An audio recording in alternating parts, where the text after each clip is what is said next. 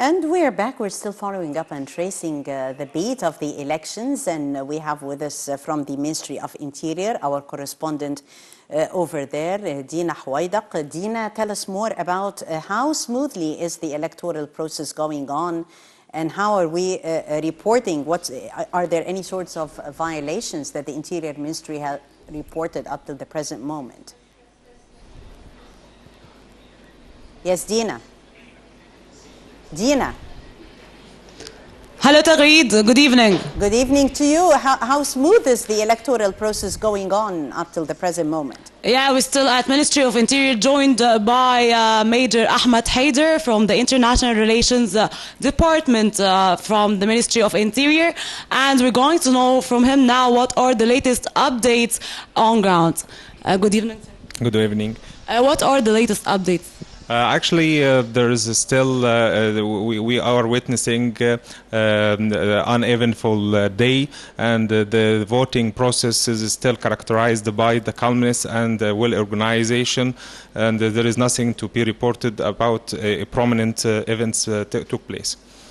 And back to your question, Tagreed, earlier about the cooperation between citizens and the Ministry of Interior or the police forces in reporting any violations.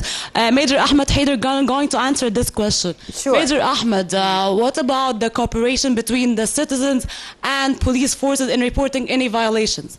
Actually, I'd like to emphasize again that the role of the police forces is confined to provide security. So apart from the situations that may endanger the life of those who are present in the polling stations or around the polling stations, the security forces act only upon the request of the judges that is supervising the electoral process. So even if the people would like to report something concerning administrative violations, they may be referred to the judge that is the representative of the electoral committee, and upon the request of the judge we respond. But for the cases, as I told you, that may endanger the life of people, directly the forces can interfere. So can you please remind us again in the situations of emergency about the specialized rooms for this?